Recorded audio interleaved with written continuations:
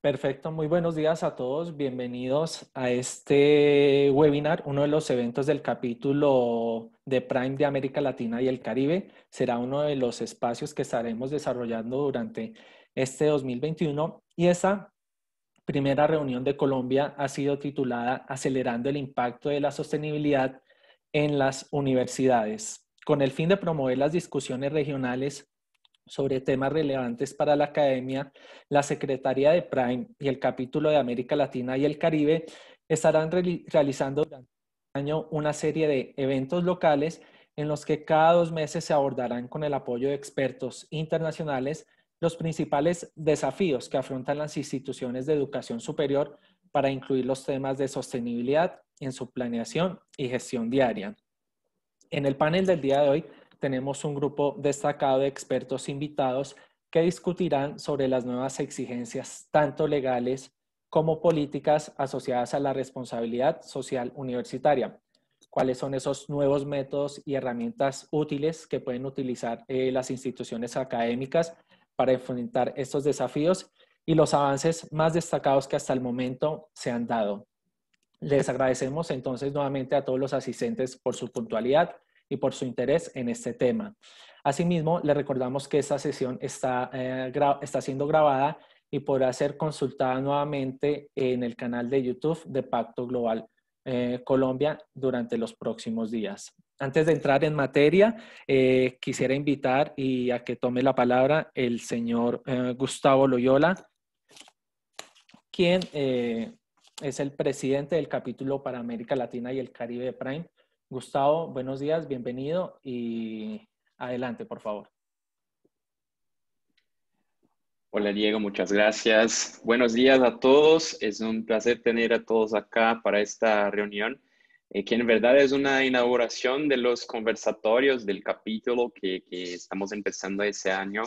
La idea es tener más reuniones temáticas, que se discutan temáticas importantes para los puntos focales de Prime en Latinoamérica. Como todos saben, tenemos una región muy grande, muy complexa, muchas diferencias y muchas buenas cosas aconteciendo en diferentes localidades. Para eso, los conversatorios son puntos de encuentro donde puede charlar, compactuar y compartir buenas prácticas de los locales. En este especialmente de Colombia, me gustaría agradecer a todos nuestros panelistas, a todo el apoyo de Diego y también Sofía de Prime, Gustavo Yepes, Florencia, Juanjo y también Mauricio de Pacto Global de Colombia por todo el trabajo y apoyo. Espero que disfruten muchísimo del evento, que también lo participen de las demás temáticas que vamos a tener también en México, en Perú y también en Centroamérica. Nos quedamos atentos a todos nuestros panelistas. Bienvenidos a todos. Gracias, Gustavo. Nos acompaña también para esta bienvenida el doctor Mauricio López, director ejecutivo del Global Compact, del Pacto Global en Colombia, a quien le cedemos también la palabra y le damos la bienvenida. Doctor Mauricio, buenos días. Diego y todos, muy buenos días a nuestros queridos colegas de las universidades que le estamos apostando a la sostenibilidad como el guión, como el currículo ideal para lograr avanzar en la Agenda 2030 de sostenibilidad. La compañía de distinguidos académicos de distintas áreas del continente y de programas y alianzas que tiene Pacto Global es muy importante para lograr este propósito. Siempre hemos dicho que la educación es el driver más importante para lograr la sostenibilidad. Es un avance profundo el que tenemos que seguir haciendo entre todos para lograr avanzar rápidamente en lograr que esta agenda de desarrollo sostenible pueda ser una realidad. Desde Pacto Global Colombia, estamos muy orgullosos que nuestras más de 50 universidades e instituciones adheridas en la red formen parte activa de un propósito de mayor vinculación de todo el estamento universitario y académico para lograr este propósito.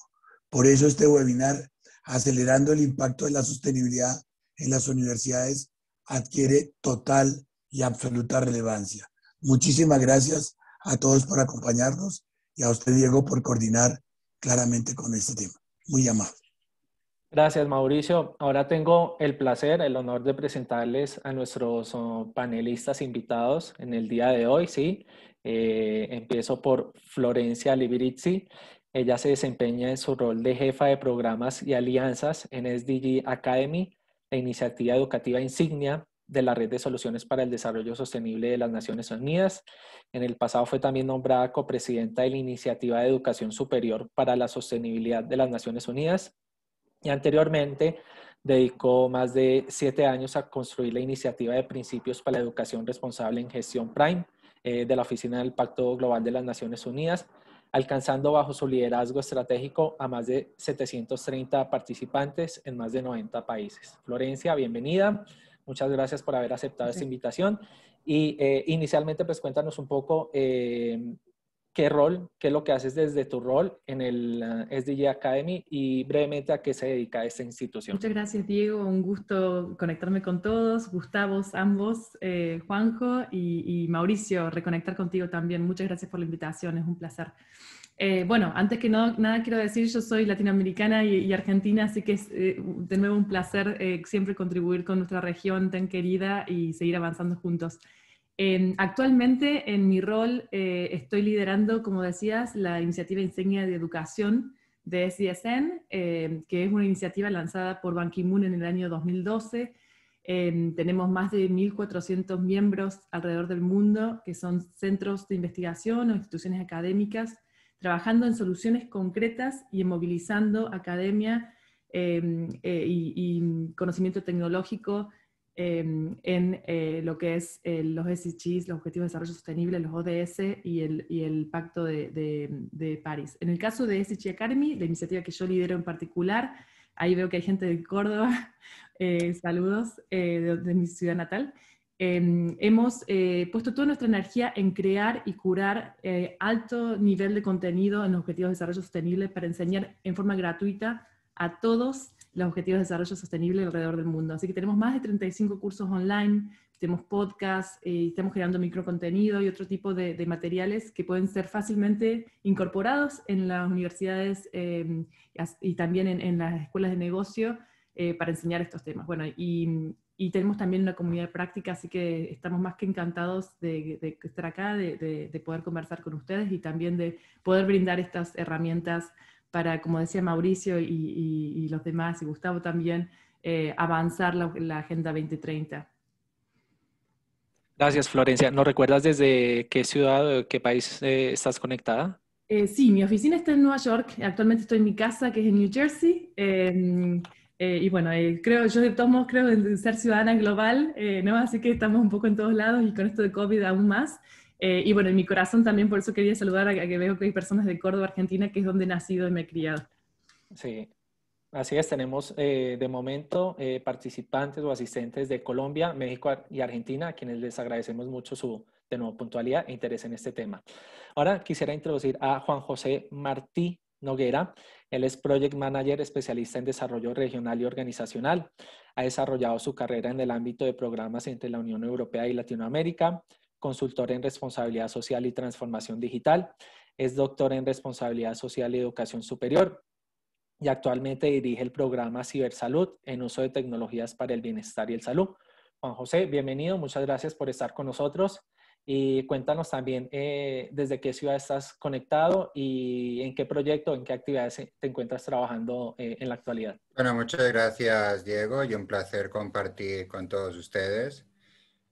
Ahora mismo estoy en Mallorca. Les contacto desde la isla que les invito a visitar. En mi caso, un tanto para simplificarlo, vengo trabajando hace ya unos 20 años en proyectos internacionales y el interés por la responsabilidad social apareció primero estando en Chile. De ahí lo llevé a España cuando había un boom de la Unión Europea financiando proyectos para grandes empresas, para MIPYMES. Y al final era una lucha, ¿no? El convencer a gente ya con un mindset sobre cómo eran los negocios, el que tenían que verlo de otra manera, porque había otros aspectos, otras contingencias. Con lo cual focalicé una investigación doctoral de carácter latinoamericano, España, Perú, Chile, Colombia, viendo cómo se formaba la gente, ¿no? Dónde estaba el punto de partida en diferentes carreras. Fue interesante porque fue online. Hablamos del 2010, no había COVID, pero sí había macroinvestigaciones online con recursos que ya estaban ahí, ¿no? Incluso la tesis doctoral fue defendida desde Barranquilla online, siendo la primera, demostrando que no era necesario el paripé de estar viajando, el tribunal, el gorrito, no. O sea, si era un trabajo serio, investigador, se puede llevar a cabo totalmente digital. Y en esas, por una parte, tengo una trayectoria de análisis de política pública de acción superior en responsabilidad social, es decir, hacia dónde avanza el marco legal que realmente va acorde a los objetivos del desarrollo sostenible e incide en las mallas curriculares. Y por otras, pues he continuado una trayectoria en consultoría en la que siempre está presente el tema de trabajo entre stakeholders diferentes y por otra parte, ahora últimamente focalizado en un campo, antes del COVID, importante señalarlo, que es la salud y el bienestar, ¿no? Porque al final cualquier práctica sostenible incide en el bienestar de la sociedad y como estamos viendo, un gran tema pendiente para afrontar la pandemia son temas de gestión. El cómo estamos gestionando, el cómo hemos generado un modelo socioeconómico afecta directamente no solo en las vidas humanas, sino en la recuperación. Así que, ¿no? Con mucho gusto de poder contribuir en este diálogo y, por supuesto, de aquí en adelante. Muchas gracias, Juanjo. Ahora quisiera presentarles a Gustavo Yepes. Él es director de Iniciativas para el Desarrollo Sostenible de la Facultad de Administración de Empresas de la Universidad Externado de Colombia, donde dirige el Grupo de Investigación en Responsabilidad Social y Sostenibilidad. Además, es el punto focal en Colombia de la iniciativa de Principios de Educación Responsable en Gestión Prime, pues precisamente aquí en nuestro país. Gustavo, buenos días, bienvenido. Cuéntanos también desde qué ciudad estás conectado y háblanos un poco sobre ese grupo de investigación y el trabajo que realizas con la Universidad Externado de Colombia y con la Mesa de Prime también en Colombia. Diego, pues muchas gracias y muchas gracias a todos ustedes por participar. Un saludo a mis colegas y amigos. Muchísimas gracias por aceptar nuestra invitación y veo pues que estoy muy contento porque hay mucha gente que conozco, muchos amigos que se han unido a esta conversación del día de hoy. Como ya la mayoría saben, trabajo en la Universidad Externado de Colombia ya desde hace casi 19 años, si no estoy mal, ya estoy a punto de cumplir los 20 años. Comencé muy joven, por supuesto, era prácticamente un niño, no crean otra cosa. Aquí, pues, además de encargarme de muchas actividades de proyectos de docencia, algunas materias de investigación y extensión, tenemos un grupo que se llama de Responsabilidad Social y Sostenibilidad, donde trabajamos en algunos desarrollos, digamos, puntuales. En primer lugar, uno de los centros en lo que nos centramos en los temas de sostenibilidad son los temas de estrategia. Creemos que en una escuela de negocios es muy importante tratar de integrar, digamos, esos resultados para la sociedad y los resultados que tiene la universidad, que tienen las instituciones, especialmente las empresariales. Y aquí buscamos desarrollar metodologías, estudios empíricos y, por supuesto, también algunas herramientas que faciliten a nuestros estudiantes, consultores y empresarios el implementar los temas de sostenibilidad al interior de sus organizaciones. Otra línea importante de trabajo tiene que ver con los temas de corrupción, específicamente soborno. Ya llevamos alrededor de unos 10, yo creo que 14 años ya, un poquito más, trabajando en el tema de soborno, inicialmente en Colombia, con la Corporación Transparencia por Colombia, y desde hace algún tiempo en asocio con unos colegas de Prime. Somos 13 universidades en este momento y esperamos que crezca más. Venimos trabajando en un estudio latinoamericano para entender un poco ese fenómeno y tratar de dar algunas soluciones a esta dramática situación que enfrentamos, digamos, no solo en la región, sino en todo el mundo, pero que afecta de una manera significativa, especialmente a las personas más pobres de esta región. También trabajamos mucho en el tema de cadenas de suministro y todo el tema de desarrollo, donde se extiende la responsabilidad social de las empresas a esas pequeñas y medianas empresas que son sus proveedores, distribuidores y muchas veces clientes. Y finalmente también comenzamos a trabajar desde hace ya algunos años en conjunto con muchos colegas de Colombia y Latinoamérica, todos los temas de responsabilidad social en las universidades. Y hemos desarrollado algunos instrumentos que nos han permitido comenzar a establecer lineamientos, parámetros para evaluar el desempeño de nuestras instituciones educativas en términos de sostenibilidad. Y ya estamos muy contentos porque muchas ya han comenzado a utilizarlos. Tal vez hablaremos de esto más adelante. Muchas gracias, Diego. Gracias, Gustavo. Como lo mencionaban ya varios de ustedes, la COVID-19 ha planteado un gran reto para la sociedad, sí, y cambió la vida de todos nosotros. Al igual que cambió la vida y forzó a adaptarse a diferentes campos de la economía y también de la educación. En el contexto actual, donde la educación es prácticamente digital, ¿cómo creen ustedes que las universidades podrán seguir siendo consideradas como la mejor opción de educación, como la mejor opción para salir adelante en su territorio? Quisiera iniciar, Florencia, contigo. ¿Qué opinas al respecto? Disculpa, ¿tú me podrías repetir la pregunta? Claro, con todo gusto. En el contexto actual, donde la educación es prácticamente digital, ¿sí? ¿Cómo creen ustedes que las universidades podrán seguir siendo consideradas como la mejor opción a nivel de estudio y como una opción para salir adelante? Bien, perfecto. Muchas gracias, Diego. Sí, a ver, yo creo que es importante en este momento evaluar un poco lo que ha cambiado y lo que no ha cambiado, ¿cierto? Hay ciertas cuestiones que creo que han cambiado claramente. Hemos visto que a lo largo de este año y más de años ya, la enseñanza, la investigación, las organizaciones prácticas, nuestras colaboraciones, nuestros diálogos han cambiado rotundamente en base a COVID. Y ha habido un aceleramiento, inclusive lo podemos ver en mi caso en nuestra iniciativa, que trabajamos con educación remota digital, en realmente un acelere en cuanto al consumo y a la demanda de este tipo de prácticas de enseñanza y de aprendizaje online.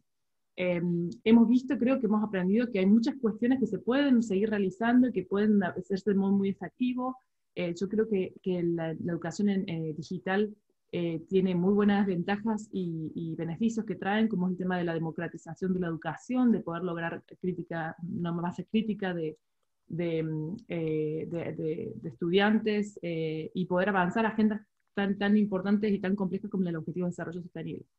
Eso no quiere decir que no venga en paralelo con grandes dificultades, ¿no es cierto? Y que tienen que ser también anotadas, ¿no? Yo creo que tanto la educación sea sincrónica como asincrónica, ¿no es cierto?, puede realizarse de modo online, pero por supuesto que respecto a lo que es el coaching de nuestros estudiantes, las mentorías, todo lo que es experiencial, todo lo que es el trabajo en grupo, ¿no es cierto?, que sé que nuestro amado realiza mucho, lo que es las prácticas, las pasantías, el trabajo y la inserción en la comunidad se ve dificultado, ¿no es cierto?, con lo que es online. Entonces hay que encontrar realmente formas y herramientas para darle de algún modo una solución al tema. Por otro lado, también creo que es importante entender que ha cambiado la realidad y si bien la realidad presencial es una realidad que coexiste y esperamos que vaya nuevamente a ser la regla y no la excepción, tenemos que entrenar a nuestros estudiantes y futuros líderes a estar inmersos en la realidad como es. Y la realidad en este momento yo creo que es tanto presencial como virtual. Entonces tenemos que asegurarnos que los líderes que formamos en nuestras instituciones puedan realmente también abordar de modo eficiente, de modo efectivo, de modo inclusivo, de modo justo, de modo responsable, ser el líder en ambas realidades, ¿no?, en la presencial y en la virtual. Ahora, lo que no ha cambiado, y yo creo que también tenemos que seguir enfocándonos, es que la educación y las universidades necesitan seguir enfocándose en lo que es una educación relevante, de calidad en las cuestiones que se necesitan. Y yo creo que por eso el alineamiento con los objetivos de desarrollo sostenible es un imperativo, al igual que lo era antes, y aún más. Estamos ya avanzados en la década de acción, ¿no? Y tenemos que asegurarnos de que vamos a realmente lograr avanzar lo más posible en los objetivos de desarrollo sostenible. Entonces, yo creo que todo lo que sea respecto de asegurarnos que lo que enseñamos sea desde lo que es investigación aplicada, de lo que es realmente ser un puente entre la práctica y la teoría, asegurarnos que la mentalidad de lo que es la sostenibilidad y el desarrollo sostenible venga totalmente inmerso en lo que es la currícula, la investigación y las organizaciones prácticas, es fundamental para poder predicar con el ejemplo. Gracias, Florencia. Gustavo, desde tu experiencia en Colombia, ¿qué percepción tienes frente a la pandemia de la COVID-19? ¿Cómo esta ha afectado a la academia en Colombia? Y asimismo, ¿cómo seguir posicionando al sector universitario como la mejor opción de educación en nuestro territorio? Bueno, Diego, efectivamente el COVID pues afectó de una manera significativa a todos los ciudadanos del planeta, sin excepción. Por supuesto, hay algunos, desafortunadamente los más pocos, que se beneficiaron, tuvieron algunas oportunidades, lo cual les favoreció porque estuvieron preparados, porque estuvieron de buenas, digamos, de diferentes circunstancias. En general, la universidad también se vio afectada en su mayoría porque no tenía las capacidades ni la preparación para enfrentar un tipo de situaciones. Algunas universidades, como decía, aprovecharon esa fortaleza que tenían de tener sus modalidades virtuales, lo cual les permitió conseguir adelante. Algunas tuvimos que hacer unos cambios significativos. En el caso de mi universidad, en una semana prácticamente tuvimos que cambiar de un modelo, digamos un 90%, un 85% presencial, a volvernos 100% virtuales. Desde las actividades diarias de los profesores, las actividades administrativas hasta las clases, lo cual no fue un reto menor. Los datos que tengo de los estudios que han hecho ASCUN es que, digamos, el impacto no fue, aunque fue significativo, no fue tan fuerte como se esperó en algún momento. Porque obviamente el impacto del COVID también, con ese efecto que genera en la economía, va a reducir la capacidad de las personas para poder acceder a la educación superior. Y también creo que hubo un compromiso importante por parte del sector educativo para inventarse estrategias, modalidades y mecanismos para que los estudiantes pudieran pagar fácilmente, para que pudieran acceder a computadores. Digamos, creo que hubo una fuerte movimiento por parte de las universidades para tratar de minimizar el impacto que esto estaba generando en los estudiantes. Ciertos sectores, por supuesto, que son, digamos, los más vulnerables, han quedado rezagados de una manera importante. Creo que eso es lo más preocupante en este momento. Yo veía con mucha tristeza en el noticiero cómo el papá de una niña campesina le tuvo que hacer, digamos, un puesto en un árbol para que la niña pudiera subirse al árbol y alcanzar la señal de su celular. Si a veces es difícil estudiar, digamos, con todas las comodidades en un aula de clase o incluso en un computador, no quiero imaginarme cómo puede ser subido en la copa de un árbol para poder tomar una clase. Debe ser realmente un reto y creo que eso es algo que nos debemos enfrentar.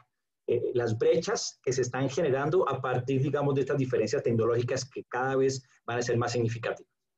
Y en cuanto al futuro, digamos, como lo dice el señor Nicolás Taleb, no podemos predecir el futuro basados en el pasado. Creo que eso es importante, que digamos que aprendamos esa lección que el COVID nos está dando. Todos los estudios y todas las predicciones ponían, digamos, al COVID en un impacto significativo, o mejor, alguna enfermedad infecciosa podía tener un impacto significativo, pero con una baja probabilidad de ocurrencia. Nunca nos preparamos para ese tipo de situaciones. Y ahora tenemos que ver hacia el futuro qué va a pasar, con una dificultad muchísimo mayor, que no sabemos qué va a pasar hacia el futuro. En el pasado, pues todo el mundo se atrevía un poco a saber qué estaba pasando con dificultades, pero teníamos ciertas características y condiciones que nos permitían, digamos, predecir las cosas que podrían pasar con mayor tranquilidad y seguridad. En este momento no sabemos qué va a pasar en el 2030. Ya hay expertos que dicen que solamente el 2026 vamos a tener unos cambios significativos en la educación. Nunca va a ser la misma en el 2040. Y estamos educando a chicos que van a estar enfrentando ese tipo de situaciones. Tenemos que pensar, Florencia tiene 3 hermosos bebés que están muy pequeños, pero ellos deben estar en el 2040 comenzando a trabajar. O dentro de unos años, 245, yo creo. No todavía, si no va a ser trabajo infantil. Pero 2045 o algo así por el estilo. No tengo ni idea ellos cómo van a hacer. Eso significa que la educación tiene que cambiar en particular. Y yo creo que especialmente lo que se ha discutido, especialmente en las escuelas de negocios, que es donde yo trabajo, lo que podemos ver es que hay 3 elementos fundamentales que tienen que ser, digamos, fundamentales para poder establecer una educación digamos, exitosa para nuestros estudiantes. Y lo primero es que los estudiantes tienen que aprender que una organización empresarial no es una isla, no es una organización única y donde lo único que importa es ella y sus resultados. De alguna manera eso implica el desarrollo de, por supuesto, otras habilidades, otros conocimientos que le permita generar más empatía, que le permita relacionarse con otros, desarrollar nuevos modelos de negocio que están integrados a la sociedad en su conjunto, como algo que contribuya a ella y no sea algo aparte que no importa qué es lo que le pase. En segundo lugar, tenemos que hablar sobre los desarrollos en las innovaciones. La innovación tecnológica, por supuesto, es importante y va a seguir siéndolo, pero tenemos otra que tal vez es fundamental. Tiene que ver con la innovación social y ese tipo de desarrollos. Hay sectores que lo sienten ya en este momento. Una industria como la extractiva.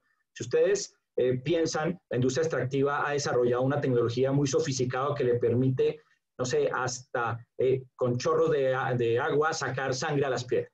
Pueden hacer lo que quieran en el subsuelo, pero el problema ya no está en el subsuelo, su problema ahora está en la superficie, con las comunidades vecinas, cuando le comienzan a restringir su operación. Eso significa que tenemos una nueva clase de gerentes que no tienen que preocuparse solo por los temas técnicos, sino también por los temas sociales. Y finalmente, la manera de organizarlos al interior de las empresas. Las organizaciones tienen que cambiar esa manera piramidal, donde un personaje toma las decisiones y los otros hacen caso.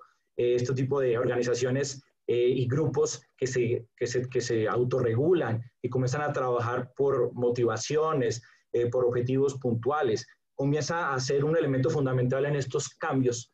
Y creo que una educación de calidad en el futuro va a tener que considerar estos tres elementos a la hora de formar a sus estudiantes. Lo que implica es nuevos contenidos, nuevas habilidades, nuevos conocimientos, nuevas estrategias pedagógicas que nos permita afrontar, digamos, todos estos cambios que incluso no sabemos que van a pasar rápidamente y no tener que correr como nos tocó con lo del COVID. Gracias, Gustavo.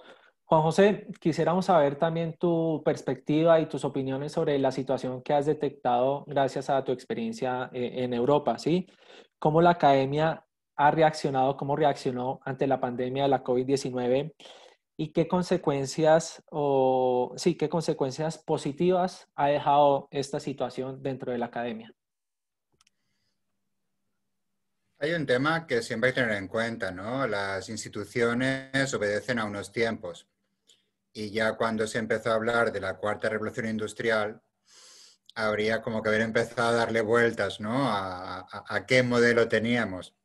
De todas maneras, uno lo ha visto cuando cambia un ciclo, donde había un ambiente industrial en ciudades como Barcelona, o se tiran esas fábricas o nada que hacer. Entonces uno en Barcelona se puede encontrar que el antiguo cinturón industrial se ha reconvertido en centro tecnológico y ha cambiado la fisonomía de esas ciudades, ¿no? Ahora ya no traes obreros, Barcelona no trae obreros, que antes venían de toda España, atrae profesionales tecnológicos de todo el mundo.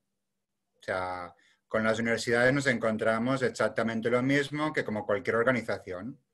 Obedecen a una época, el siglo XX, en el cual era muy importante tener profesionales formados para una sola función y eso les garantizaba trabajo en un contexto territorial determinado, ¿no? Con lo cual, en el momento que el siglo XXI nos abre Internet, que ahora recordemos, ¿no? Más de media humanidad tiene acceso a Internet en mayor o menor grado. La deslocalización hace que algunas profesiones ya no sean necesarias, otras no existan, hay que crearlas. Y ese contexto nos hace pensar, ¿no? Nos hace repensar y es lo que hicimos. Publicamos algunos artículos de reflexión de política pública entre el 2015 y el 2019. ¿Hacia dónde vamos, no? ¿Qué deberíamos de entender por educación superior? La realidad es que la institución en general, y hablo en general, no está preparada, ¿no? No tiene mucho sentido que estudiar una maestría en Colombia, en Chile, un doctorado sea costosísimo y sea más económico irse a España a cursarlo, ¿no? Incluso viviendo ahí. No tenía pies ni cabeza, o sea, no. ¿En qué sentido común cabía? La cuestión está en el momento en que vimos que empezó Coursera a ser disruptivo. Vemos que hay empresas, las tecnológicas, las que están haciendo más contratación, en algunos casos, que te dicen que no les interesan los títulos. Ojo, o sea, estamos egresando a gente con programas de 4 años, de 5 años, para un mercado, porque hay que llamarlo mercado, que te dice que no le queda igual, ¿no? Y para remate hablamos de competencias blandas, que eso hoy lo conversaba, es muy divertido, ¿no? Durante el siglo XX nos enseñan a solo tener una profesión, es decir, uno ingresaba en la universidad igualito al otro, ¿no? Su compañerito, uno iba a sociología, el otro a derecho, el otro a ingeniería, y salían todos hablando diferente, vestiendo diferente y preparados para no entenderse. Maravilloso. Ahora lo que vemos, el contexto actual es, hay que entenderse, y ese hay que entenderse no solo para la ocupabilidad, sino que también nos atañe a la sostenibilidad, ¿no? Al cambio climático. Es decir, si yo no entiendo qué hace un ingeniero y cómo hablar con él, difícilmente podré llegar a un punto de encuentro. Yo he trabajado en consultoría, como comentaba, y teníamos grandes empresas, corporaciones, que tenían su área en responsabilidad social y te decían, bueno, oye, no tenemos un problema en destinar fondos. Lo que pasa es que no podemos recibir a un montón de gente de asociaciones pidiendo dinero porque no sabemos qué quieren, no sabemos qué impacto va a tener y qué repercusión. Y es normal. Es acorde a la formación que habíamos recibido, ¿no? Estábamos hechos para no entendernos. Había que hacer o hay que hacer un MBA para hablar adecuadamente con otro profesional de alta dirección. Si no, diremos lo mismo con diferentes palabras. La COVID lo que ha hecho es lo que se necesita ante cualquier transformación, acelerar. Acelerar es el disruptivo. Ya no es opcional el necesito un título, ir a la universidad, educarme en esa cultura, o sea, ir a una, ir a otra. No, o sea, estoy en casa, las universidades ni en Europa se habían preparado adecuadamente, es decir, a profesionales académicos se les ha sobrecargado. Si hubiese algún índice de impactos psicosociales, psicodigitales, explotarían. O sea, hay una pandemia de salud mental, se ha pedido lo que era imposible, y a ello lo sumamos que últimamente parecía también de chiste, ¿no? Rankings internacionales, todos publicando en inglés sin saber qué publicaban, pagando para poder progresar en la carrera académica. Nada, es típico de un sistema que llegaba a su fin. Eran bandazos de oca sin cabeza. Nos encontramos ante algo así, ¿no? Cuando tú pedías a alguien si lo que ha publicado está sirviendo a la comunidad a la cual se debería, porque está en su territorio, te diría, no, pues estamos en Scopus, ¿vale? O sea, usted vaya al político, al empresario y dígale, no, es que publico en Scopus, felicidades. Es que estoy en Web of Science, felicidades. O sea, no sé de qué me habla. Y usted me pide dinero por una cátedra de investigación, digo, pues no lo entiendo. Recordemos que las empresas tecnológicas o las que rigen la economía actual más acelerada no nacen de la nada, nacen de la universidad. Es decir, la universidad sí ha generado un conocimiento que realmente es el que cambia. No aparece en generación espontánea. Ese sistema ha creado un modelo económico diferente, transformador, el que sea para bien o para mal, pues como toda herramienta habrá que verlo. Pero sí que la gente que ha conseguido que estemos pegaditos al smartphone todo el día, mayormente es de universidades. O sea, son genios del marketing, de psicología, de economía, ingeniería. O sea, se ha hecho una gran labor académica estos años. El problema es que llegamos a un punto en que ya el siguiente paso es transformarse para entender exactamente en qué momento nos encontramos. Y la pandemia lo que nos hace ver es que nos encontramos en un momento de tomar decisiones. Y ahí estamos, en conversatorios como este, para repensarlo. Muchas gracias, Juanjo. Les comento que ya tenemos cerca de 82 participantes en este espacio de países como México, Colombia, Argentina y tenemos también Ecuador. Les pedimos el favor si pueden colocar en el chat de qué otros países pueden estar conectándose. Y asimismo, si tienen alguna pregunta o comentario sobre las intervenciones de nuestros panelistas, pues bien pueden colocarlas en el chat y más adelante pues estaremos atendiendo la mayor cantidad de preguntas o mensajes que allí compartan con nosotros. Veo aún conectado con nosotros a Gustavo Loyola. No sé si tendrías algún comentario, Gustavo, al respecto o si continuamos. No, yo creo que estoy muy contento de acompañar todas las intervenciones de los panelistas y también la participación de de toda la región, porque en inicio teníamos como una visión de Colombia, pero ahora ya tenemos muchos países acá, y entonces es muy importante a toda esta troca de informaciones como que lo sigan. Perfecto, perfecto. Ahora paso a Colombia. Gustavo Yepes, uno de los puntos que comentaba Juan José en su intervención anterior y que coincide con varias de las voces que se han escuchado actualmente en la sociedad es que para muchos no es preciso o conveniente contratar gente con diplomas, con estudios académicos universitarios. ¿Qué opinión tienes al respecto hacia esa tendencia o hacia esas voces que, repito, afirman que no es preciso o conveniente contratar gente con diplomas? Bueno, muy bien.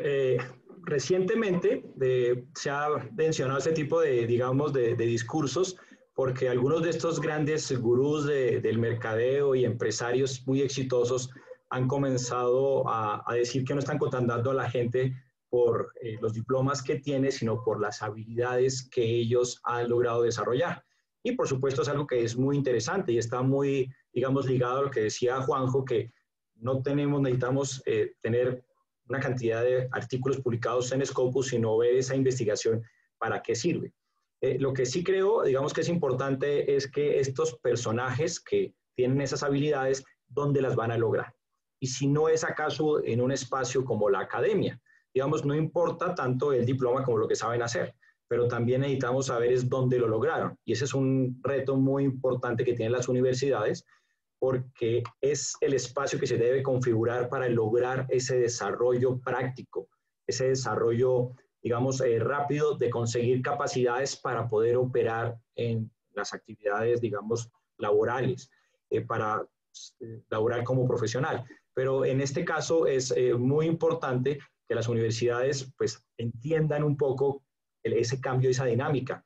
La formalidad con la que han trabajado durante años va a tener que cambiar rápidamente a volverse algo muy, muy flexible. Ya cada vez hay una cantidad de aplicativos, plataformas que permiten a las personas aprender esos conocimientos prácticos muy rápidamente y a precios muy, muy bajos. Y eso, digamos, en términos prácticos, es una competencia muy seria para las universidades. Pero a pesar de que estos elementos son importantes, creo que la universidad tiene un papel y algo que no podrán reemplazarla ese tipo de organizaciones, de plataformas sencillas, es las relaciones que se generan allí, digamos, las formas de pensar. Por eso es muy, muy importante comenzar a que la universidad trabaje los temas de fondo, la filosofía, la manera de pensar de las personas, la manera crítica, la manera de relacionarse, que eso no se va a lograr en una plataforma donde te enseñan en 20 minutos a hacer una programación. Y eso es en donde tenemos que centrarnos. Leí hace un poco un artículo de unos colegas, creo que uno de Estados Unidos y otro de Inglaterra, que se llamaba Reformulando el propósito del negocio. Y es lo que decían, es que a las escuelas de negocio en particular, y esto le aplica a las universidades, van a tener que comenzar a ayudar a replantearse no solo al interior de su propia organización, no ser este tipo de instituciones que promuevan ese tipo de negocios que al final solo quieran maximizar el beneficio para el accionista, sino tienen que comenzar a replantear cuáles son los fundamentos al interior de su organización, pero los fundamentos para los negocios en particular y por supuesto los fundamentos con los cuales un profesional se acerca a una carrera en este tipo. Y ellos proponen 3 elementos fundamentales. Dice, debemos replantear el propósito del negocio, tenemos que replantear el significado del éxito profesional y replantear el espíritu de la educación empresaria. Y esto en general aplica en muchos casos y se puede lograr de una manera clara. Hay una organización, es un banco de origen holandés que se llama Triodos, que ha tenido una estrategia que me ha parecido muy interesante. Ellos dicen que van a financiar el cambio y que van a proponer que el cambio sea un buen negocio. Ellos han buscado cómo cambiar no solamente a las organizaciones que ellos apoyan, sino han querido también lograr hacer el cambio en su propia industria. Y lo han comenzado a lograr. El sector financiero ha comenzado a aumentar sus niveles de desempeño de una manera interesante, aunque obviamente hay unos retos muy importantes que superar, pero siendo un sector tan tradicional, digamos, tan conservador, que tenga esos cambios, digamos que puede ser significativo y demuestra cómo los cambios culturales sí se pueden lograr a partir de esfuerzos premeditados, esfuerzos precisos y que con el tiempo van a generar sus logros. Y creo que la universidad va a tener que concentrarse en ese tipo de formación humanista, en ese tipo de formación de reflexiva y de pensamiento para los profesionales. Si no, no va a ser más que una plataforma donde usted va a descargar un video por $2. Gracias, Gustavo. Juan José, quisiera saber si tienes algo más para adicionar sobre ese punto inicial que planteaste, sobre esa tendencia que lleva a que muchos sectores de la economía o algunos sectores de la economía no contraten a gente con estudios académicos o estudios universitarios, ¿sí? Quisiera saber si tienes algo más para adicionar sobre ese punto. Y una segunda pregunta sobre un comentario también que hiciste en tu intervención anterior, ¿sí? Es que mencionaste que algunas profesiones se están viendo más afectadas que otras debido a la pandemia y a la evolución de la tecnología, ¿sí? ¿Puedes ampliar un poco más ese concepto sobre qué profesiones y por qué se están viendo afectadas? Muchas gracias. Sí, bueno, el tema da para mucho, vamos a intentar sintetizarlo, ¿no? Hay un tema que hace años la Unión Europea ha generado muchos fondos, ¿no? Fondos de apoyar programas. Nos encontramos con empresas que querían ser innovadoras. Quien dice empresa, llamémoslo universidades, ¿no? Pero se encontraban resistencias internas por cómo han sido concebidas y por qué perfil profesional has contratado, porque tú contratas profesionales acorde a un modelo, no otro. Cuando querías innovar, te encontrabas empresas con dificultades, empresas que en su campo eran fuertes, eran solventes, y su mejor opción solía ser crear plataformas complementarias, ¿no? Entonces una empresa, una multinacional, creaba otra empresa subsidiaria, dependiente, para que fuera la innovadora. Eso lo vemos con Coursera, lo vemos con Myriad, lo vemos con la disrupción, ¿no? No llega desde dentro de la universidad, las universidades que dan paso a Coursera puede que no fueran ni tan siquiera con una fuerte presencia a lo online, por lo que implica también, ¿no? El campus, el ambiente físico y demás. Sin embargo, crearon esas herramientas para romper moldes. O sea, sin comprometer su modelo de negocio, por así llamarlo, ya se abrían a lo que venía. Y lo que venía es lo que se va asentando.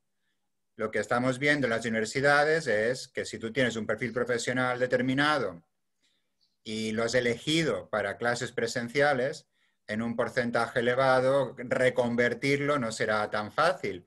No porque tú no puedas gastar en tecnología, porque hemos visto algunos casos, algunas redes internacionales, como tienen en Colombia algunas universidades que forman parte, en la cual la inversión en tecnología es de $1 millón, $2 millones al año y te amplían matrícula de manera muy rápida, ¿no? Su modelo ya es online y ya contratan profesionales para ser online. Ya están más preparadas. En cambio, ahora en las presenciales nos vemos que hay gente acostumbrada a trabajar online y no es trabajar, ¿no? Es toda la carga administrativa de preparar formaciones online, presenciales y luego online. Es que es nada que ver. Hablamos de dos modelos. O sea, es como, oiga, ¿me puede cambiar una bombilla? Ve, soy fontanero. Sí, sí, el que hace cosas de casa. Digo, no, hablamos de perfiles diferentes. Ahí queda un poco la inquietud, ¿no? Realmente, si hay un cambio de modelo, hay que empezar a dar un espacio de tiempo para hacer lo que ahora en inglés se llama reskilling, ¿no? Cambiar competencias para que la gente no se vea forzada y lo que está pasando, y hay diferentes compañeros, compañeras pueden dar su opinión, es que el alumno acostumbrado a interactuar online se encuentra con un docente, una docente que online no sabe ser docente, sabe ser amigo, sabe hacer videoconferencias, pero la autoridad, la potestad que te da el aula online, o tienes tablas como en el teatro o no las tienes. Y si no las tienes, eso se convierte en que estoy pagando, ¿no? Porque al final hay una matrícula. Y una incertidumbre. Y esa persona que se desempeña mal, no es mal docente, ojo, se desempeña mal online, ¿me va a valorar? ¿Y cómo me va a valorar? Porque yo quiero probar, ¿no? O sea, no olvidemos, nuestro modelo formativo al final se rige por pasar pruebas que conducen a un título. Ahí vienen esas inquietudes que darían para mucho. Nos enfrentamos a un cambio de modelo y a un cambio de sociedad que está pidiendo algo diferente, unos profesionales diferentes. Ahora bien, pasando a la otra cuestión. Es cierto que desde que hablamos de economía digital, inteligencia artificial, yo he oído discursos en diferentes eventos que te dicen, bueno, la gente ya se arreglará. Oiga, no seamos así, es decir, el que trabaja presencial no se arreglará. No, es que los coches, los carros irán solos. ¿Y el taxista qué hará? No, ya sabrá qué hacer, ¿no? O sea, pasará algo mágico y la gente sabrá qué hacer cuando cambia, ¿no? Cuando cierra una mina, cerró la mina. Y el que era minero por 40 años o el que estaba en Detroit armando en una cadena de montaje carros, armaba una parte de la cadena de montaje. Una parte de la población se va a saber adecuar. Otra va a ver qué hace, porque ahora veíamos que gente que era piloto de avión estaba repartiendo en Globo, en Rappi, estaba repartiendo productos, porque digo, vale, soy piloto de avión, pero no hay turismo, no hay tantos aviones, entonces, ¿yo qué hago, no? Sobre lo que nos viene encima y ese cambio tal, hay un tema que sí quiero destacar. Hay profesiones que van a cambiar, ¿no? El rol de la universidad, en este caso, yo consideraría que no debería ser solo adaptarse a las demandas del mercado, porque ahora van a aflorar múltiples posgrados en temas digitales, en ese famoso, ni me acuerdo ya nombrecito, ¿no? Queremos ingenieros, matemáticos y, bueno, oiga, a ver, la universidad no solo debe ser la cadena transmisora del capital humano hacia el mundo del empleo, ¿no? No solamente. Tenemos tras de sí unos siglos de historia y es muy importante no perder el norte. O sea, si supiéramos y nos hubiesen formado en nuestras carreras, que no lo hicieron, sobre que hace 100 años había plagas y había pandemias que masacraban la población, a lo mejor esa formación histórica, cultural, transversal nos serviría de algo ahora. Ahora lo que vemos es un desastre y vuelvo a insistir, no de gestión. ¿Por qué? Porque no se ha hecho una adecuada transmisión de conocimiento histórico. Las universidades tienen un deber y es ese conocimiento previo, esos siglos de historia, porque las pandemias no han cambiado tanto desde que empezó la humanidad, es atesorarlo y explorar soluciones.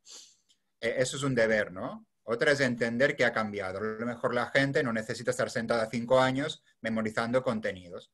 No tiene sentido. O sea, pregunta típica. ¿Cuánto recordamos de esos años sentados en la academia, en aulas, en clase? Usamos memoria de trabajo, utilizamos una memoria operativa que nos dura X tiempo para superar una prueba. Y luego es el día a día.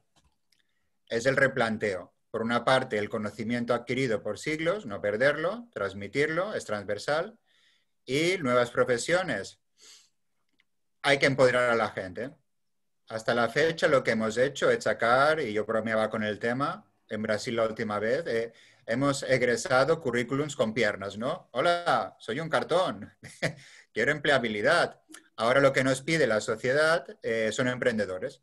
Es gente con autonomía y capacidad para analizar críticamente dónde hay opciones y como se insiste tanto en que no hay trabajos para toda la vida, el perfil de egreso es diferente. Lo que hay que trabajar desde que entran hasta que salen es que no salgan precisamente, ¿no? Es trabajar constantemente sobre la base de proyectos, con una base muy sólida de rigor histórico académico, pero la universidad no tiene que ser la que te da el cartón de egreso y luego te manda mails para venderte posgrados, tiene que ser tu partner, tu aliado en desarrollo, ¿no? Y ahí viene un tanto el cambio de modelo. Las profesiones que van a desaparecer, pues muchas porque cambió el modelo. Sin embargo, ¿qué será necesario? Un aprendizaje constante y lo que yo como empresario no puedo hacer. No puedo estar gastando X millones anuales en investigación, pero puedo aliarme con universidades, indicar mis necesidades, tener un feedback y constantemente recibir un intercambio de investigaciones, como harán algunas empresas como McKinsey, Gallup, la Harvard Business Review, es decir, investigar para mis necesidades, yo aportar por eso y recibir formación continua. El modelo ya está instalado. Lo que ocurre es que ahora hay que estandarizarlo para hacerlo más asequible. Y espero no dar demasiada información por ahí, son muchos retazos. Gracias, Juan José. Florencia, sobre este mismo punto, ¿qué opinión tienes sobre esa línea, sobre esa tendencia en algunos representantes del mercadeo y de la economía, en la que afirman que no es conveniente contratar a personas con estudios, digamos que académicos, ¿sí? Universitarios.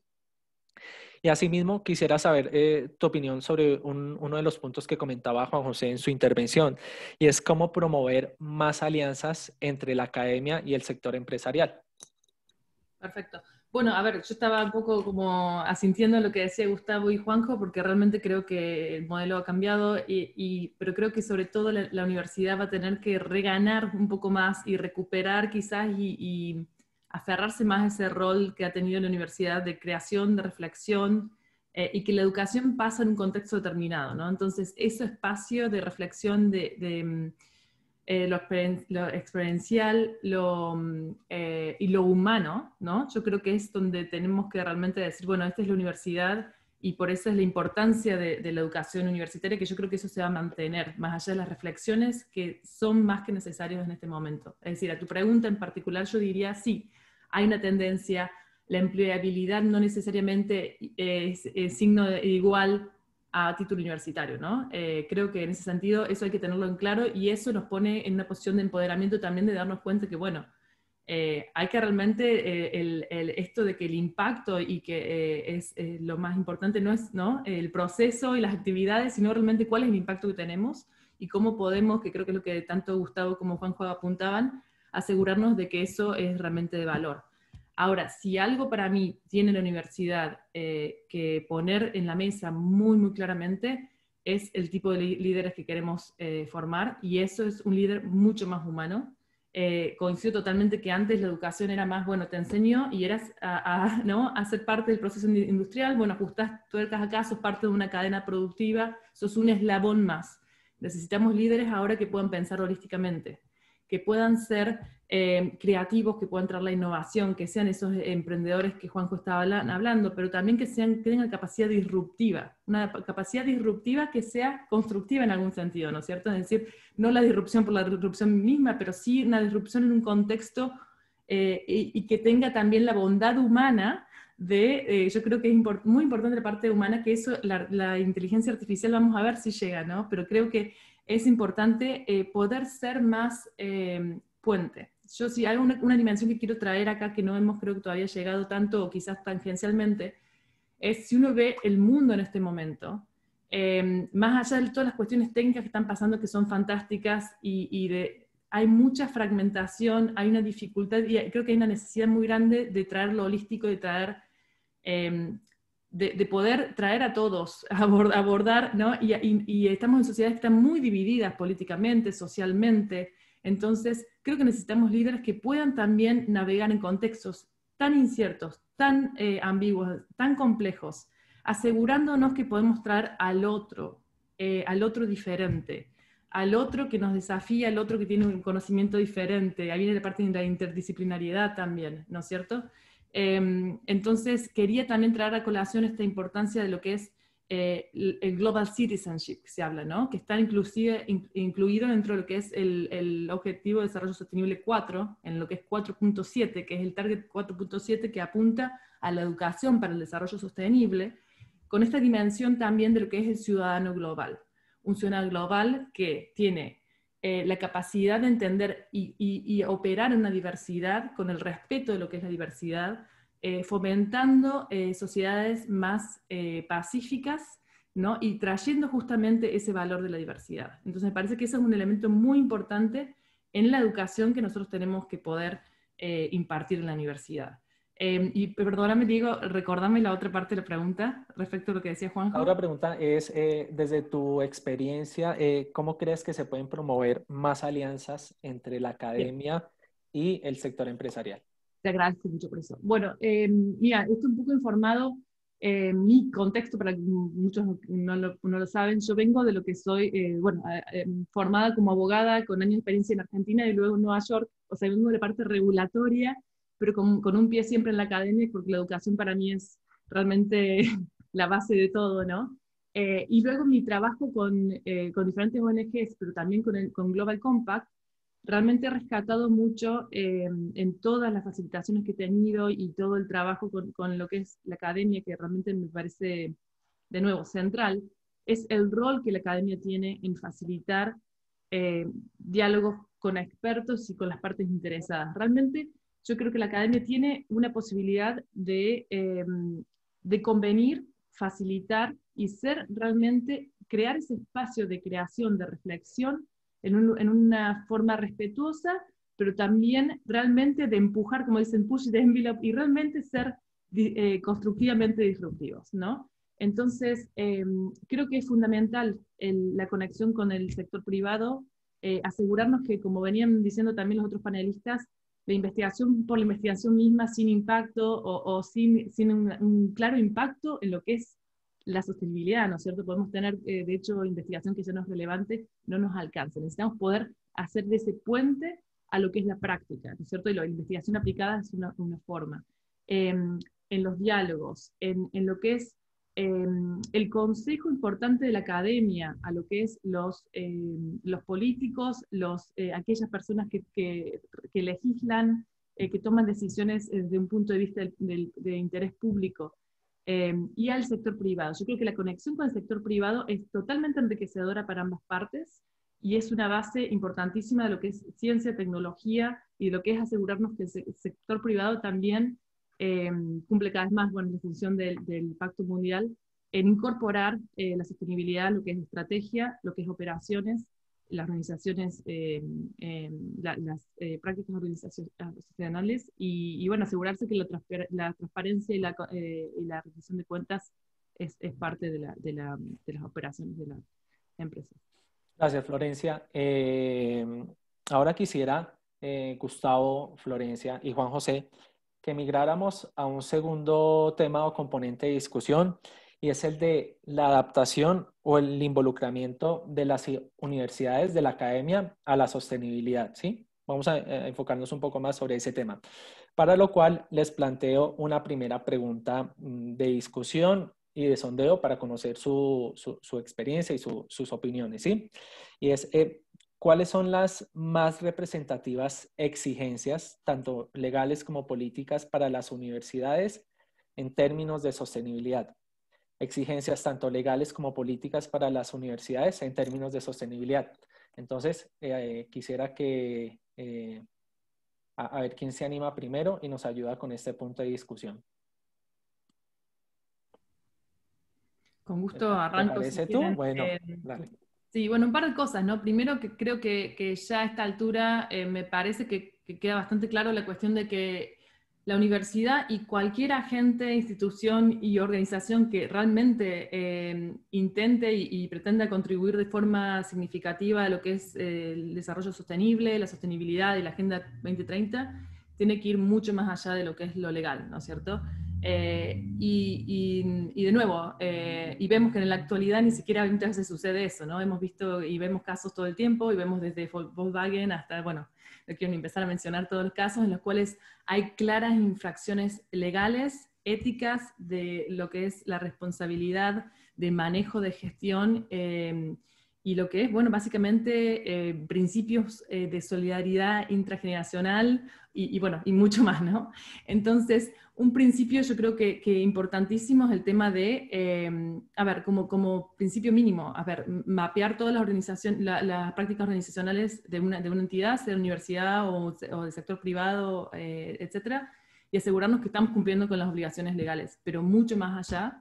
De nuevo, hay cuestiones que la ética y la responsabilidad nos pide de ir más allá. Yo creo que, bueno, el Pacto Mundial de hecho nos pone un esquema y un formato de pronto que puede ser útil. Hay muchos otros también, pero me parece que estas cuatro, lo que es de los derechos humanos, ¿no es cierto?, lo que es lo laboral, lo ambiental y lo anticorrupción, me parece que es una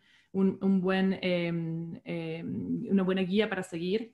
Pero más allá, diríamos, para ir un poco más concretamente en esto, ¿no? Y quiero rescatar una cosa, ¿no? Porque recién hablé de la parte legal y la parte de educación.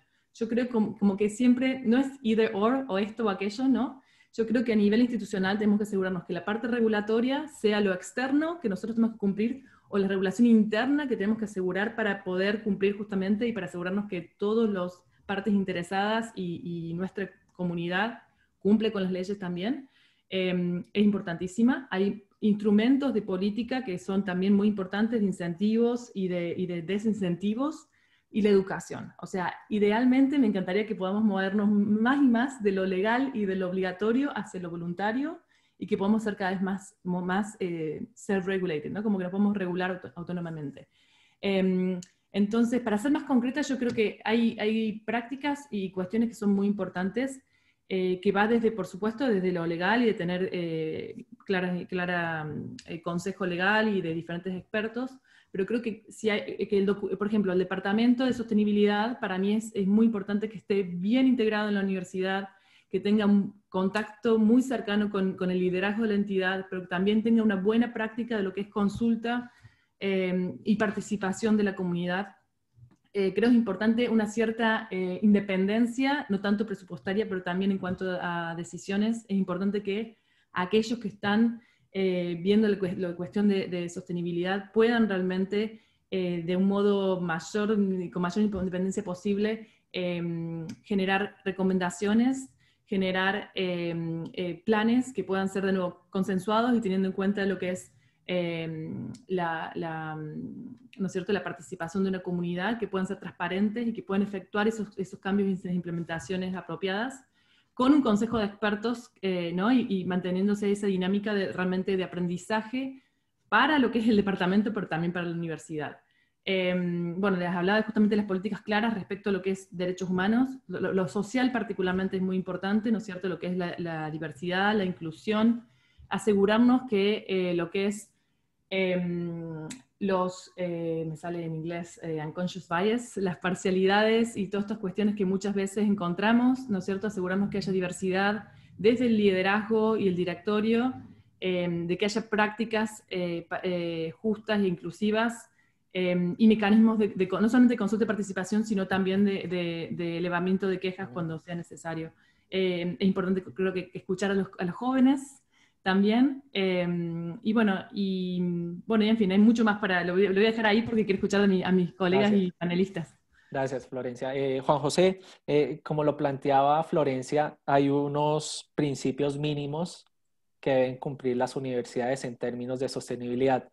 Para ti, ¿cuáles son esos principios mínimos o esas exigencias que sí o sí debe cumplir la academia y las universidades específicamente? Mira que por una parte tenemos un estudio del marco de responsabilidad social de las universidades, educación superior que se hizo entre Brasil, Perú, porque es de las que empezaron, ¿no? Y empezaron por regular el sistema de privatización. Realmente de lo que nos encontrábamos es que existía un mundo de institución de educación superior. En algunos países las privadas era exagerado en porcentaje, con sus motivos históricos. Y a nivel legal se fueron introduciendo algunas medidas, ¿no? Se comentaba en el chat, Colombia tiene algunas medidas, Ecuador tiene algunas medidas.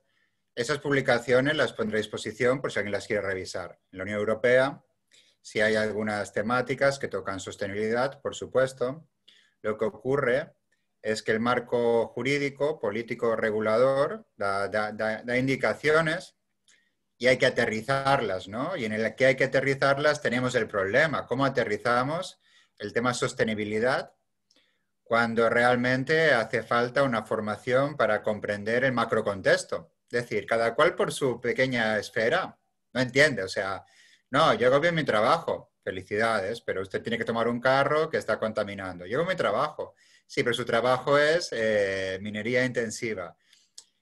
El sistema en el cual estamos formados es totalmente incongruente con un modelo de sostenibilidad y ahí está el principal problema, ¿no? El resto son ajustes. Es como, no, yo quiero un círculo, sí, pero es un cuadrado. Bueno, démosle martillazos a ver si conseguimos que vaya rodando. Hay que repensarlo. Yo si soy una empresa, una organización, y quiero que toda mi plantilla entienda qué hacemos, yo voy a requerir utilizar medios diferentes, ¿no? No será un reporte de 500 páginas que no va a leer nadie. Haré uso de tecnología en este caso, Big Data, visualización, y les mostraré cada actividad que hacemos en cómo impacta.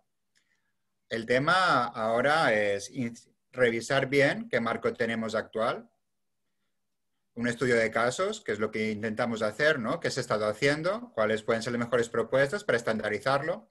Porque ahí retomo el tema de los rankings. Los rankings vienen a cubrir un espacio que cada universidad se tiene que mirar en algún espejo, ¿no? Para saber para dónde voy. O sea, hay un momento en que yo no sé dónde voy. Yo si soy pública tengo que responder, pero tengo estos ingresos fijos. Si soy privada tengo que aumentar mis ingresos, pero requiere unas indicaciones.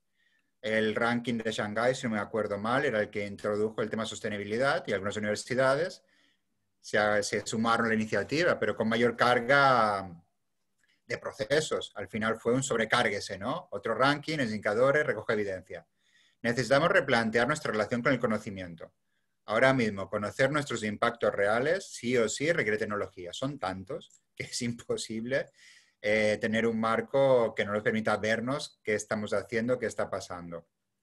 Hay que replantear el cómo es nuestra relación con la información, el cómo mostramos los impactos que se están dando por cada cual, por cada área, y a partir de aquí la universidad tiene que ser la que oriente política pública. Pero cuando digo la universidad no es una en concreto del país.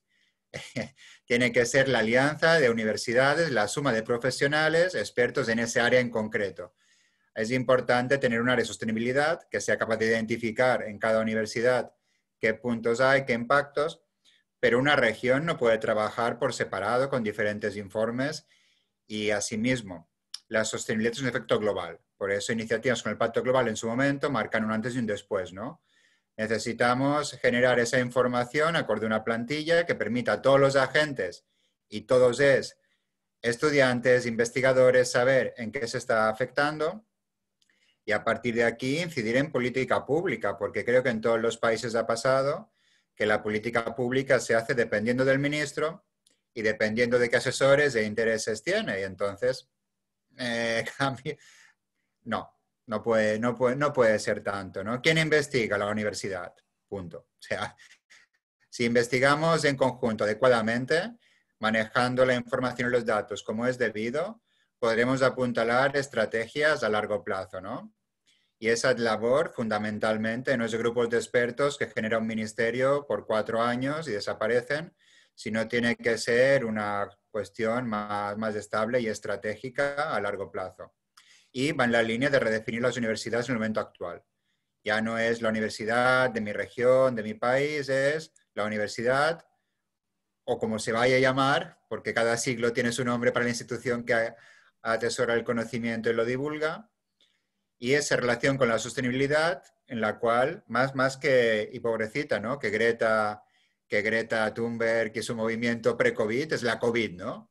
Como la guerra mundial del siglo pasado. ¿Qué ha hecho? Ha cambiado nuestra comprensión del mundo. El COVID. Entonces, a partir de aquí, iniciemos una labor conjunta en sostenibilidad. Y eso empezaría por qué sentido tiene que las vacunas estén en un país, se produzcan en otro, las mascarillas no lleguen. Tenemos un caso práctico que puede ser óptimo para un primer ejercicio.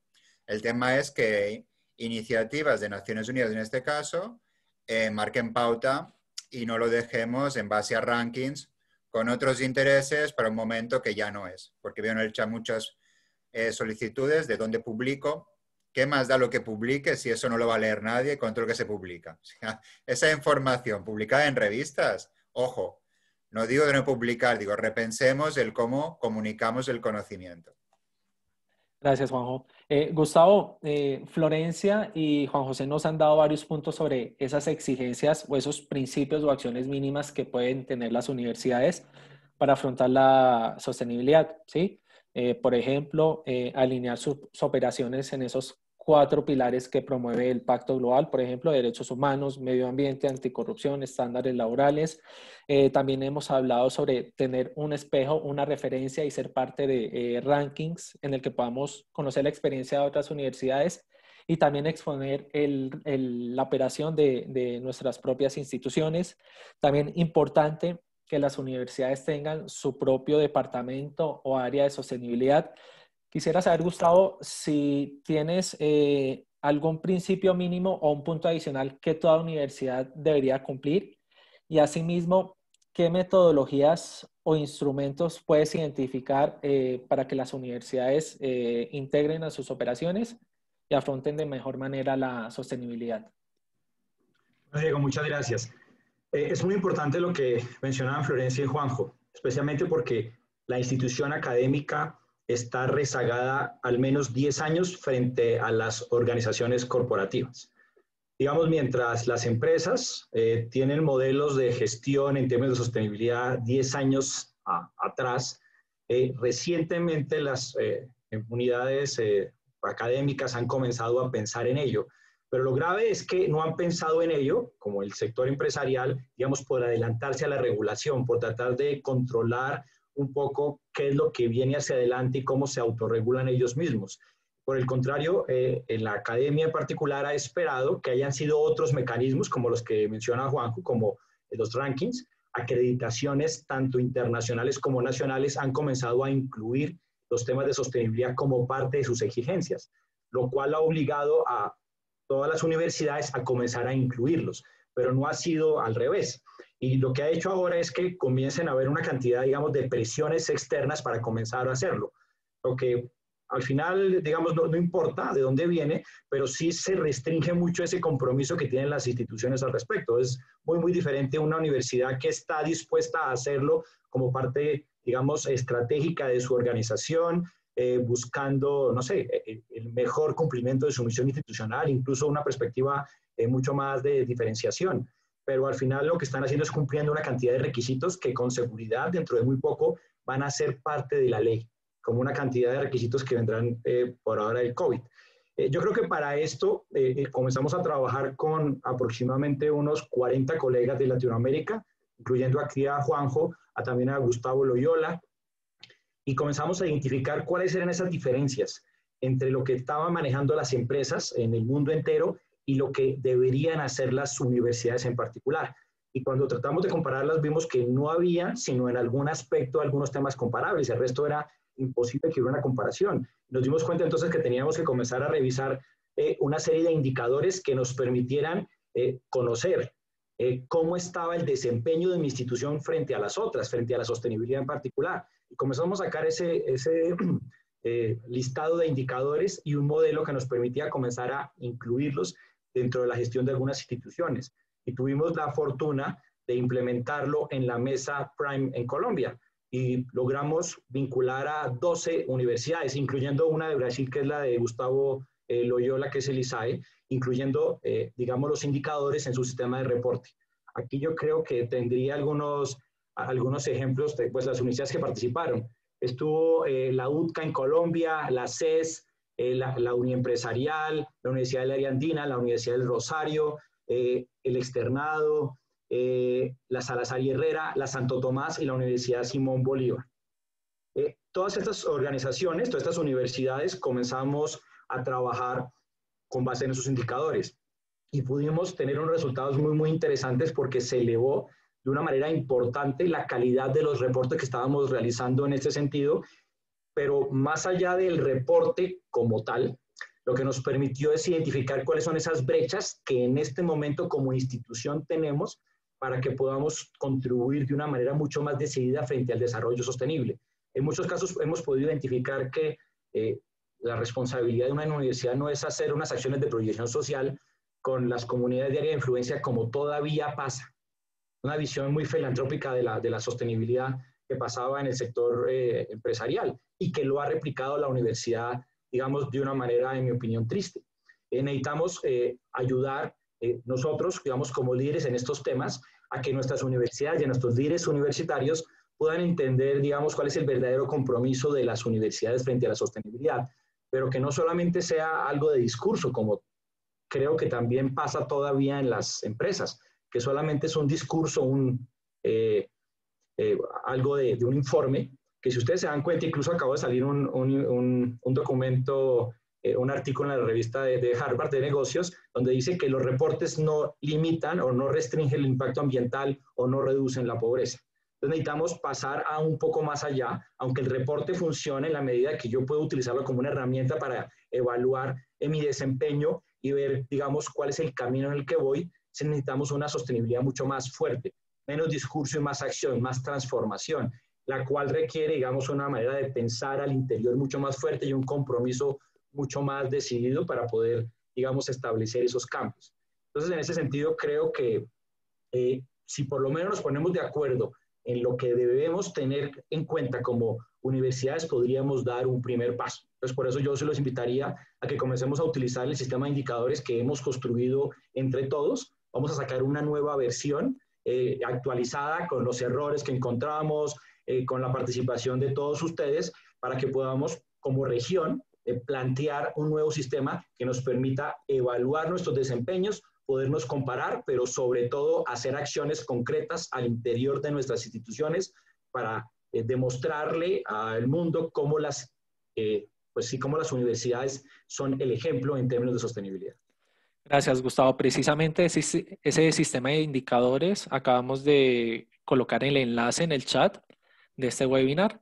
Pueden ingresar entonces al chat que acabo de colocar allí y que lo redirecciona a la biblioteca virtual del Pacto Global. Allí pueden encontrar el sistema de indicadores y estaremos atentos pues a cualquier comentario o sugerencia al respecto. El tiempo va... aclararles ¿sí? A los asistentes que está en español, en portugués y en inglés, porque también ahí veo que hay muchos asistentes de Brasil. Y Gustavo ha promocionado mucho el tema en Brasil, entonces creo que es importante que también vean que tenemos opciones en otros idiomas. Así es, 3 idiomas disponibles. El tiempo va volando y nos queda 10 minutos de diálogo y una pregunta. Entonces les pido por favor para esta última ronda de preguntas que seamos un poco más precisos y tengamos respuestas de 3 minutos aproximadamente. Ya más adelante en nuevas sesiones de Prime pues estaremos ampliando este y otros temas que son de interés para todos ustedes, ¿sí? Empiezo por ti, Florencia. ¿Qué recomendaciones le podrías hacer a los equipos de sostenibilidad de las universidades para que tengan un mejor rendimiento y se constituyan como un factor diferencial y positivo para su institución? Y adicionalmente, si tienes algún instrumento o una herramienta que sea de gran utilidad para ellos, como una que vi que compartiste hace poco en el chat del conversatorio. Así es. Bueno, yo creo que en algún punto hablé recién hace un momentito de algunas como cuestiones concretas, ¿no? Entonces, no para repetir demasiado, pero creo que sí es importante que los departamentos de sostenibilidad tengan una independencia, tengan una buena conexión con el liderazgo, pero estén con los pies bien en la tierra respecto a estar alerta de las necesidades de la comunidad, tener consultas, tener participación, tener mecanismos para que lleguen realmente los comentarios, las quejas y lo demás. Me parece que es fundamental el tema de tener un buen equilibrio en estas cuestiones que yo decía, desde lo que es la educación, los instrumentos de política y la regulación, y que realmente haya un sistema de educación continua para ellos, pero también para realmente liderar un movimiento de educación constante en lo que es la educación para el desarrollo sostenible. En cuanto a lo que es, o sea, tenemos que ver el tema de sostenibilidad también de un modo holístico, ¿no? Entonces, de nuevo, creo que Prime tiene un buen marco también para ver esto en las instituciones respecto a que esto no es solamente enseñarlo, no es solamente investigarlo, no es solamente, ¿no? Y creo que hay un ejemplo muy lindo que me acuerdo de un informe de la Universidad de Winchester de hace un par de años, que me gusta mucho porque da un poco esta cuestión de lo que es el predicar con el ejemplo y el ser holísticos, ¿no? En este informe se realizó un mapeo y una auditoría por parte de los estudiantes de lo que era la currícula de la universidad, respecto con los objetivos de desarrollo sostenible. Lo hicieron muy lindo, le ponían los iconos, etcétera, etcétera, pero lo interesante acá era como ellos agrupaban lo que era la currícula y ponían lo que era lo formal, ¿no es cierto?, lo que se educaba en la clase, cuál era el conocimiento que se impartía, las habilidades, la mentalidad, etcétera. Lo informal, ¿no es cierto? O sea, lo formal, lo que uno esperaba cuando llegaba a la clase, ¿no? De pronto, lo que se enseñaba. Lo informal, que tenía que ver con las actividades en el campus, otras cuestiones que, ¿no? como que pasan dentro de la vida, pero más allá del aula. Y después lo subliminal, ¿no? Y lo subliminal involucraba todas estas cuestiones de que uno aprende, que a veces ni siquiera es muy consciente, uno se da cuenta cuando después decís, mira, esto claro, de pronto me suena, ¿no? A veces la vara de la cultura institucional baja cuando vemos prácticas que son toleradas, a pesar de que en teoría no deberían ser toleradas, ¿no? Entonces, asegurarnos que las prácticas organizacionales realmente se condicen con todo esto que estamos enseñando, que estamos investigando, que estamos diciendo que hay que hacer, ¿no? El walking the talk, realmente predicar con el ejemplo y que haya una transparencia, una rendición de cuentas al respecto, me parece que es fundamental. Y eso, en realidad, yo creo que no lo puede enfatizar suficiente porque a lo largo de mi carrera me ha pasado inclusive que en los espacios más, en teoría, alineados con los objetivos de desarrollo sostenible, uno a veces ve prácticas atroces y uno se le rompe el corazón, pero bueno, dice, bueno, somos todos humanos y lo que hay que hacer justamente es asegurarnos de que somos nosotros mismos accountable, responsables y rendimos cuentas y a los demás también. Y asegurarnos, yo creo que esto me parece importantísimo, ser sostenible no debería ser un acto de heroísmo, debería ser cómo nos aseguramos que establecemos los sistemas de modo que estamos realmente incentivando el ser sostenible y que no es un esfuerzo heroico para las pocas personas que realmente quieren hacerlo, ¿no? Entonces, es muy, creo que demoledor cuando uno ve que, y creo que lo decía un poco, bueno, ambos lo decían, un poco Juanjo y un poco Gustavo, cuando de pronto está en las palabras pero no está en los hechos, ¿no? Y creo que uno tiene que reconocer de que sí, bueno, que siempre hay una brecha que hay que ajustar, ¿no? Pero asegurarnos que en esa brecha de lo humano y de seguir mejorando y que haya mejora continua, también haya transformación y que realmente haya rendición de cuentas, porque de otro modo, si no, echamos por tierra todos los esfuerzos que podemos tener. Y he leído también algo sobre inclusión, que alguien preguntaba cómo se hace, etcétera. No es fácil, ¿no es cierto? Porque de nuevo, es fácil hablar de inclusión, o es fácil hablar de diversidad y no de inclusión a veces. ¿Cómo hacemos esto? Y a veces también es difícil porque uno puede creer que uno es minoría o más minoría, pero cada uno está entre sus zapatos y a veces les cuesta ver al otro, ¿no? Entonces, asegurarnos que todos como líderes y en nuestras organizaciones fomentamos realmente lo que es un análisis crítico de nuestras propias parcialidades, ¿no? Todos los seres humanos tenemos nuestros propios lentes y vemos las cosas de un color y creo que lograr ese análisis crítico y ese self-awareness, esa conciencia propia para poder realmente responsablemente criticar, no de forma constructiva, y poder crecer como ser humano, eso es muy importante. Entonces fomentar ese tipo de análisis y ese tipo de accountability a nivel individual, a nivel grupal, institucional y más allá me parece que es una forma responsable de que cada parte tome su parte en el proceso. Gracias, Florencia. Te pediría un favor. Acabas de mencionar un caso de éxito, un informe de una universidad que te llamó mucho la atención. Si puedes, por favor, colocar en el chat el nombre de la universidad para que podamos consultar. Para que podamos consultar el informe. Y Diego, una cosa que me quedó en el tintero que me preguntaste, ya compartí una guía, esta es una guía que lanzó la network de CSN, como decía antes, son 1.400 universidades alrededor del mundo que trabajan con nosotros y crearon esta guía que es muy, muy buena, tiene un montón de casos de estudios y que se las aconsejo mirarla en cómo implementar los objetivos de desarrollo sostenible de la universidad. Sí, te pido por favor también compartir nuevamente el link de esa herramienta porque ya hemos tenido varios mensajes y digamos que puede haberse perdido. Juan José, ¿alguna recomendación que tengas por favor para los equipos de sostenibilidad de las universidades? Y si conoces también una herramienta que pudiera ser de utilidad para todos, también te pediríamos el favor de que nos la compartieras. Sí, hay un tema que estamos trabajando mucho últimamente y es, ojo, mientras unos están en discusiones babélicas sobre el cómo y demás, la tecnología avanza muy rápido, ¿no? La inteligencia artificial hace cuestiones muy chéveres, sale de la universidad, pero se está yendo muy a prisa. O sea, mientras unos discuten, hay gente que busca educación y recibirá una solución adaptada a sus supuestas necesidades, ¿no? No necesariamente la más sostenible. Yo recomiendo el tomar el ejemplo de Gustavo con esa iniciativa, el tener un marco, un lenguaje común sobre el que avanzar, e incorporar la tecnología para manejar datos, ¿no? Que más que un caso de buenas prácticas en sí, lo que me parece muy útil es esa herramienta creo que es de Elsevier, que te permite ver los mapas de relaciones entre investigadores, quién trabaja con quién, publicaciones. Es un formato que realmente utiliza inteligencia artificial, o sea, de algo ha servido publicar todos en inglés como borregos, ¿no? Se ha sistematizado un montón de información y conocimiento. Ahora mismo el hacer uso de esos avances tecnológicos e indicadores es genial. De otra manera sería imposible acumular tanta información. Se la pasaré luego a Gustavo para que revisen. Y eso es muy importante, insisto. Hay tanta información, no es necesario que estén informes de papel, eso es imposible de procesar por una mente humana, sino que utilicemos nuevos medios para vislumbrar toda esa información y aterrizarlo al mínimo detalle, ¿no? ¿En qué me afecta a mí? ¿Cómo yo puedo incidir?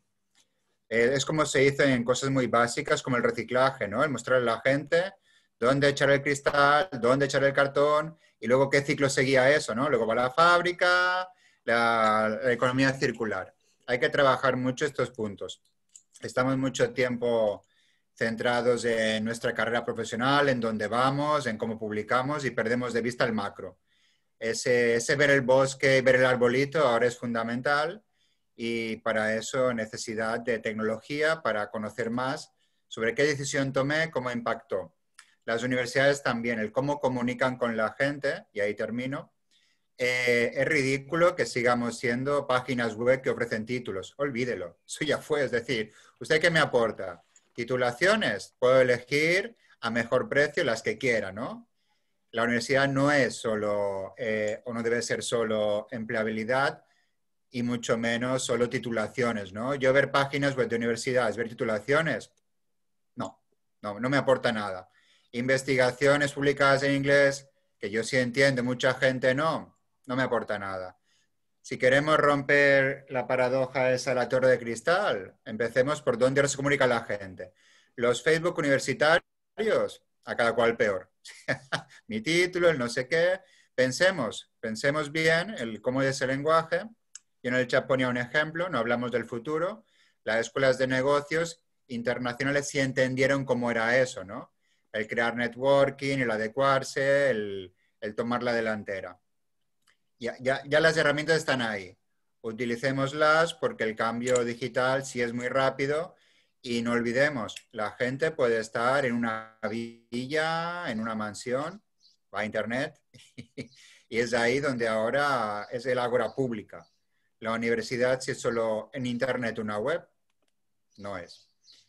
Y bueno, seguiremos hablando si quieres parecer en otro momento.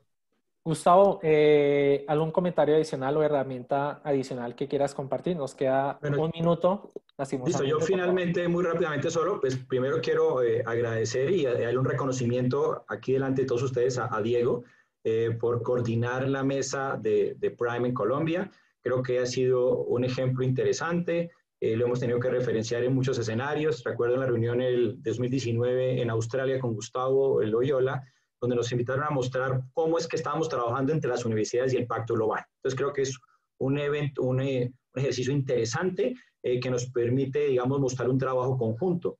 Y creo que ahora es muy importante, y aprovecho que también está Gustavo acá, que podamos como región comenzar a trabajar de una manera mucho más decidida, mucho más conjunta. Entonces, la idea es que Diego tiene ahora una propuesta, que vamos a sacar unas buenas prácticas, una publicación de buenas prácticas para este año. Hacemos un proyecto al año en la mesa Prime y queremos sacar también la segunda versión de los indicadores para tener algo mucho más robusto. Después de una aplicación durante más de un año por 2 universidades, tenemos ya unos insumos importantes que nos permiten tener algo mucho más fuerte, mucho más, yo podría decir, mucho más confiable, que nos permita trabajar de manera conjunta, pero no lo podemos hacer solos.